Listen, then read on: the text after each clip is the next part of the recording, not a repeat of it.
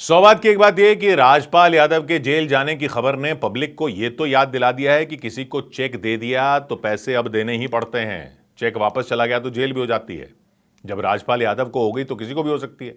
लेकिन अगर आप सोच रहे हो कि राजपाल यादव का चेक बाउंस का केस तो 2010 से चल रहा था, 2026 में फरवरी में उन्हें कुछ दिनों के लिए ही तिहाड़ जेल जाना पड़ा क्योंकि कोर्ट ने कहा कि पैसे समय पर नहीं चुकाए, तो अगर आपको लगता है कि इतने साल लग जाते हैं कि बाउंस केस में इतना टाइम लग जाता है, तो इस गलतफहमी में अब मत रहिएगा, क्योंकि वो टाइम तो इसलिए लगा क्योंकि पहले कानून अलग था। 2025 से कानून बदल चुका है। अब ये मत सोचना कि आपने अगर चेक दे दिया और अकाउंट में पैसे ना हुए तो सालों तक कोई बचा रह जाएगा। ये पहले वाले कानून में होता था। पहले जरूर चेक बाउंस के केस में बहुत देरी होती थी क्योंकि समन्स यानी कोर्ट का नोटिस पहुंचाने में ही बहुत समय लग जाता था। फिर आरोपी समय मांगता रहता था, अपील करता रहता था, केस सालों तक लटका रहता था। राजपाल यादव के मामले में भी यही हुआ। उन्होंने कई बार समय मांगा, बीच में कुछ पैसे दिए लेकिन पूरा पैसा नहीं चुकाया, तो केस 15 साल से ज्यादा चल गया। अगर 2025 में सुप्रीम कोर्ट के जो नए नियम आए वो पहले लागू होते तो इतने साल नहीं लगने थे, बल्कि इससे बहुत कम समय में केस खत्म हो जाता। मतलब 1-2 साल में ही केस खत्म हो सकता था, क्योंकि अब सुप्रीम कोर्ट ने चेक बाउंस के केस जल्दी निपटाने के लिए बहुत सख्त और तेज फैसला सुनाने वाले नियम बना दिए हैं। ये नियम 1 नवंबर 2025 से लागू हो चुके हैं और पुराने केसों पर भी जहां मुमकिन होगा वहां लागू कर दिए जाएंगे। तो इन नए नियमों में एक तो समन्स बहुत जल्दी भेजने का सिस्टम बना दिया गया है। पहले समन्स डाक से जाते थे, पोस्ट से, बाय हैंड सर्व होते थे, तो आरोपी कहता रहता था कि समन्स मिले ही नहीं, यानी कोर्ट को नोटिस जो है वो रिसीव ही नहीं करते थे और इसी में महीनों लगा देते थे। अब नया नियम है कि अदालत व्हाट्सएप से भी समन्स भेज सकती है, व्हाट्सएप से भेज सकती है, ईमेल से भेज सकती है, मैसेज भी कर सकती है। जो शिकायत करता है, यानी जिसको चेक मिला और चेक बाउंस हो गया, वो कोर्ट में आरोपी का फोन नंबर दे सकता है, ईमेल एड्रेस दे सकता है। वो भी ना हो तो वो खुद भी समन्स जाकर देकर आ सकता है। यानी समन्स मिले नहीं, घर पर नहीं थे, अब इस पते पर नहीं रहते वगैरह वाले जो सारे बहाने थे ना, वो अब नहीं चल सकते।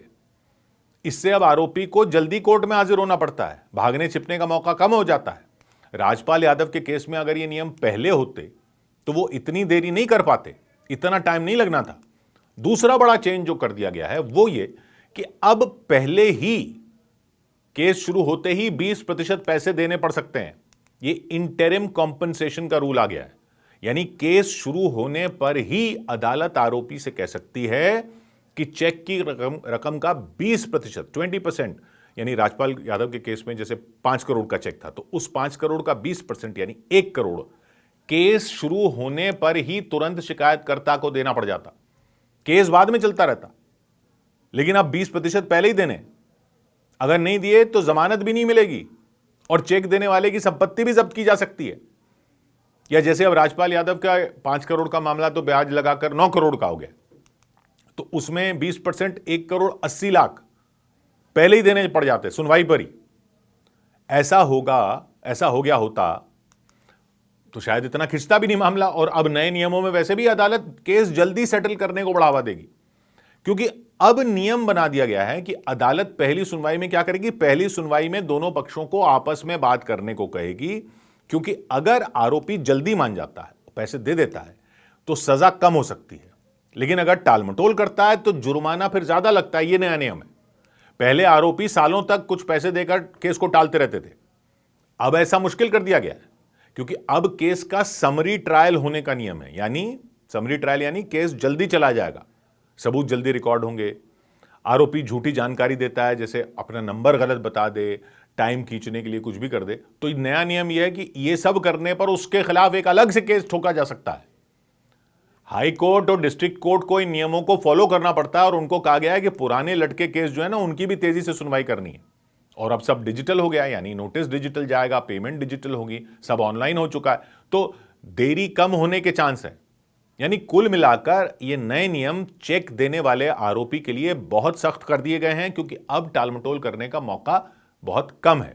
पहले आरोपी सालों तक कोर्ट को घुमाता रहता था, अब शुरुआत से ही पैसे देने या सजा झेलने का दबाव पड़ता है।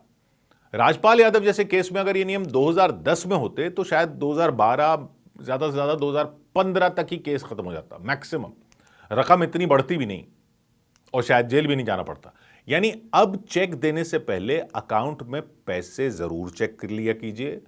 पोस्ट डेटेड चेक तो तब तक मत दीजिए जब तक पक्का ना हो कि अकाउंट में पैसे होंगे।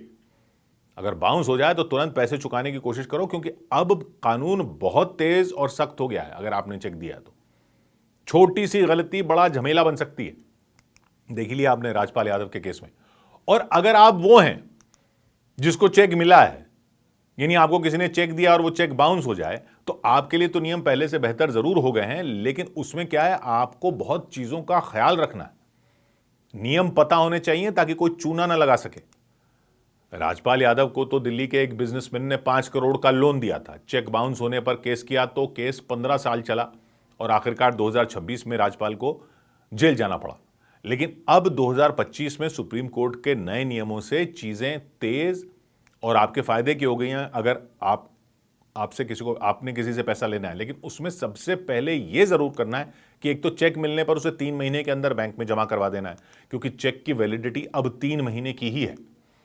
अगर चेक बाउंस होता है, यानी अकाउंट में पैसे कम हैं या किसी और वजह से चेक लौट आता है, तो बैंक एक रिटर्न मेमो देता है।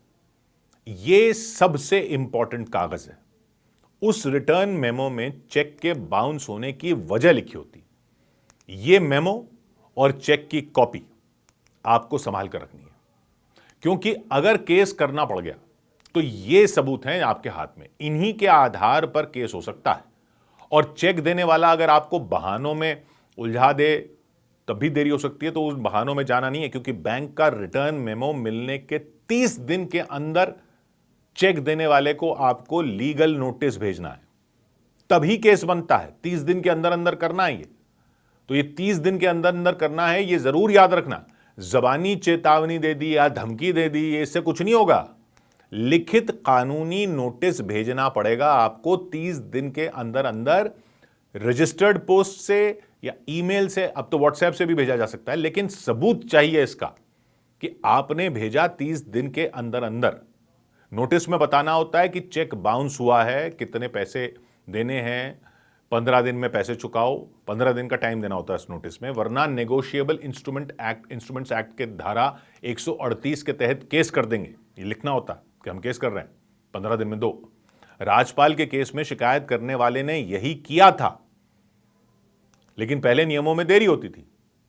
लेकिन अगर यह नहीं किया होता तो केस ही नहीं बनता।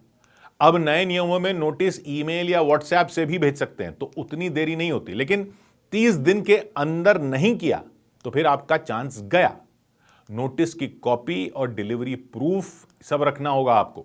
फिर अगर उसके बाद भी 15 दिन का टाइम दिया, 15 दिन में आपको आपके पैसे नहीं मिलते, तो 15 दिन खत्म होने के 30 दिन के अंदर, फिर और 30 दिन के अंदर मैजिस्ट्रेट कोर्ट में शिकायत दर्ज करवानी होगी आपको। शिकायत में चेक, मेमो, नोटिस की कॉपी, आरोपी की डिटेल यानी फोन, ईमेल, उसका पता वगैरह सब देना होता है। साथ में एक एफिडेविट देना होता है कि यह डिटेल जो आप दे रहे हो शिकायत में, वो डिटेल सही है। नए 2025 के नियमों के बाद तो अब यह फायदा है कि अदालत में शिकायत करने के बाद कोर्ट के समन्स आप खुद हाथ से आरोपी को देकर आ सकते हो, या ईमेल से जा सकते हैं, या व्हाट्सएप से जा सकते हैं। पहले आरोपी टाल मटोल करता रहता था, जैसे राजपाल यादव ने भी कई साल समय मांगा, लेकिन अब ऐसा मुश्किल है।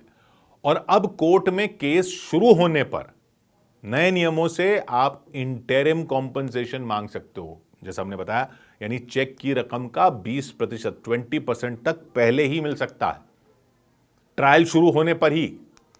यानी नए नियमों से आपको फायदा तो हो सकता है, लेकिन समय पर एक्शन लेना बहुत इंपॉर्टेंट है। नए नियमों से अब आपका केस 1-2 साल में निपट सकता है, लेकिन इतना तो अब समझ ही गए होंगे आपकी वकील की मदद तो लेनी ही पड़ जाती है ये सब करने में।